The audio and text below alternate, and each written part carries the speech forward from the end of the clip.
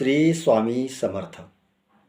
स्वामी भक्तांनो, आपलं जे वास्तुशास्त्र आहे या वास्तुशास्त्रामध्ये दिवा ठेवण्याच्या आणि त्याला लावण्यासंबंधीचे काही नियम हे सांगितलेले आहेत. तसं पाहिलं तर दिव्याची वात कोणत्या दिशेला असावी या संदर्भामध्ये वास्तुशास्त्रामध्ये भरपूर प्रमाणात माहिती उपलब्ध आहे.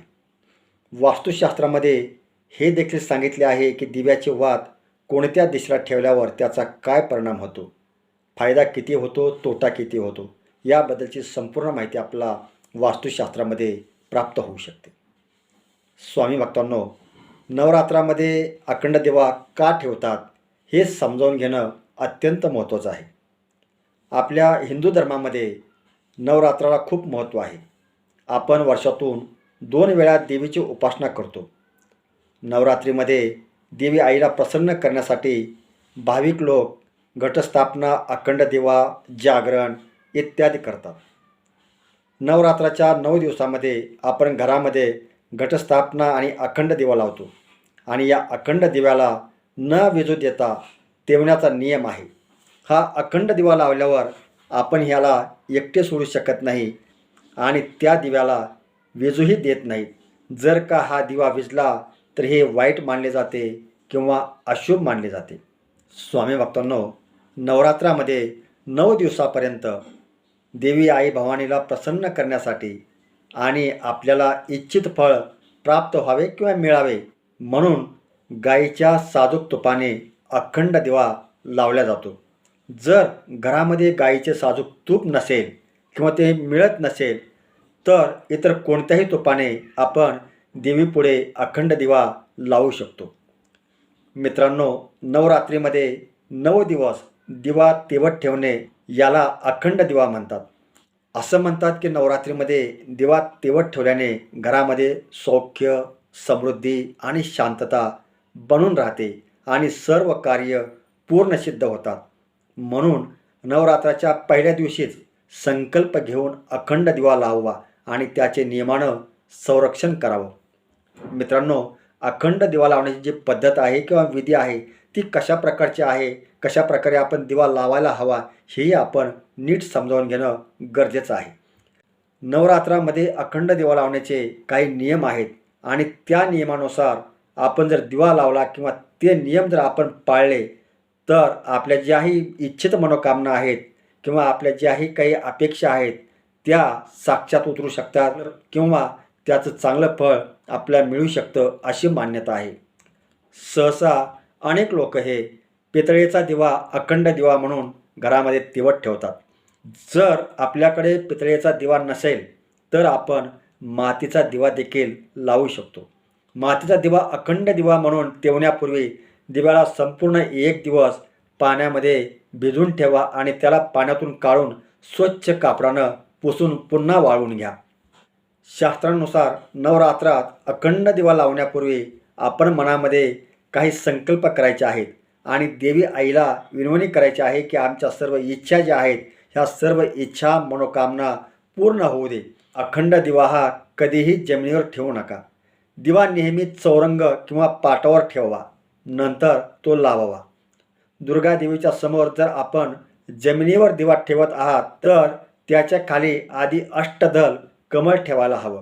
हे अष्टदल कमळ आपण गुलाल किंवा रंगीत तांदूळाने देखील काढू शकता. अखंड दिव्याची वात देखील महत्त्वाची आहे. ही वात रक्षासूत्र म्हणजे कलावापासून बनवलेली असते. 1.25 हाताच्या मापाचा हा रक्षासूत्र असतो. पूजेत वापरला जाणारा कच्चा कापूस घेऊन वात वळतात आणि ती वात ही दिव्याच्या मध्यभागी ठेवतात. अखंड दिवा लावण्यासाठी साजूक तुपाचा वापर नक्की करा. जर आपल्याकडे दिवा लावण्यासाठी तूप नसेल तर आपण तिळाच्या तेलाचा दिवा या ठिकाणी लावू शकतो. मोहरीचे तेल देखील शुद्ध असल्यास त्या ठिकाणी तुम्ही वापरू शकता. स्वामी भक्तांनो, अखंड दिवा जो आहे हा अखंड दिवा देवी आईच्या उजव्या बाजूस ठेवावा. पण जर दिवा तेलाचा असल्यास त्याला डाव्या बाजूनच ठेवावं. दिव्याला वारं लागू नये म्हणून त्याच्यावर काचेचं झाकण ठेवावं. संकल्प पूर्ण झाल्यावर कधीही दिव्याला फुंकर मारून विझवू नका. मित्रांनो, ईशान्य कोण म्हणजे उत्तर आणि पूर्व ही जी दिशा आहे या दिशेला देवी देवांचे स्थान मानले जाते आणि म्हणूनच अखंड दिवा पूर्व दक्षिण दिशा म्हणजे आग्नेय कोणात ठेवणं शुभ असतं. लक्षात ठेवा की पूजेच्या वेळी दिव्याचं तोंड हे पूर्व दिशेकडे किंवा उत्तर दिशेकडे असायला हवं. अखंड दिवा तेवण्यापूर्वी हात जोडून श्री गणेश, देवी दुर्गा आणि भगवान शंकरांची पूजा करावी. दिवा लावताना मनातल्या मनात आपल्या इच्छेबद्दल विचार करा आणि देवी आईला विनवणी करा की पूजेच्या सांगतासह माझ्या पूर्ण इच्छा ज्या आहेत, मनोकामना ज्या आहेत त्या पूर्ण होऊ दे. स्वामी भक्तांनो, अखंड दिवा लावण्याचे काही शुभ नियमही आहेत. या शुभ नियमामध्ये नवरात्रीत अखंड दिव्याची वात पूर्व दिशेला ठेवल्याने आयुष्य वाढतं. दिव्याची वात पश्चिम दिशेने ठेवल्यानं दुःख वाढतं.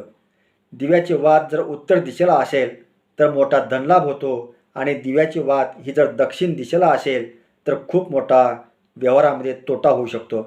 स्वामी भक्तांनो, अखंड दिव्याची उष्णता दिव्यापासून सुमारे 4 बोटं जाणवली पाहिजे. असा दिवा भाग्याचं सूचक असतो. दिव्याची वात सोनेरी असावी, ज्यामुळे आपल्या जीवनामध्ये धनधान्य अफाट मिळतं आणि व्यवसायामध्ये प्रगती होते. जर अखंड वात विनाकारणास्तव स्वतःच विझल्यास घरात आर्थिक संकटे येण्याची दाट शक्यता असते अशी मान्यता आहे. दिव्यात पुन्हा पुन्हा वात बदलू नये. दिव्याने दिवा लावणे देखील अशुभ मानले जाते. असे केल्याने आजारामध्ये वाढ होते आणि मंगळ कार्यामध्ये अडथळा येतो.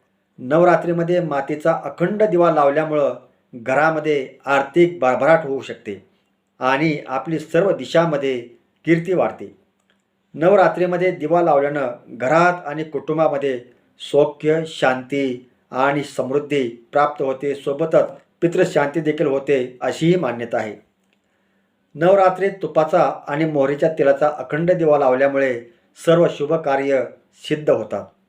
नवरात्रात विद्यार्थ्यांना यश प्राप्तीसाठी तुपाचा दिवा हा नक्की लावावा. जर आपल्या घरामध्ये काही वास्तुदोष असल्यास त्याला दूर करण्यासाठी वास्तुदोषाच्या ठिकाणी तिळाच्या तेलाचा दिवा लावण्याचा प्रयत्न करा. शनीच्या दुष्प्रभावापासून सुटका मिळवण्यासाठी नवरात्रीमध्ये तिळाच्या तेलाचा अखंड दिवा लावावा. हा अखंड दिवा शुभ मानला जातो. स्वामी भक्तांनो, दिव्यासंबंधीचे जे वेगवेगळे नियम आहेत, विधी आहेत, या संदर्भातील ही जी माहिती आहे, ही माहिती तुम्हाला कशी वाटली हे नक्कीच आम्हाला सांगण्याचा प्रयत्न करा. सोबतच व्हिडिओला लाईक करा, शेअर करा आणि चॅनलला सबस्क्राईब मात्र जरूर करा. श्री स्वामी समर्थ.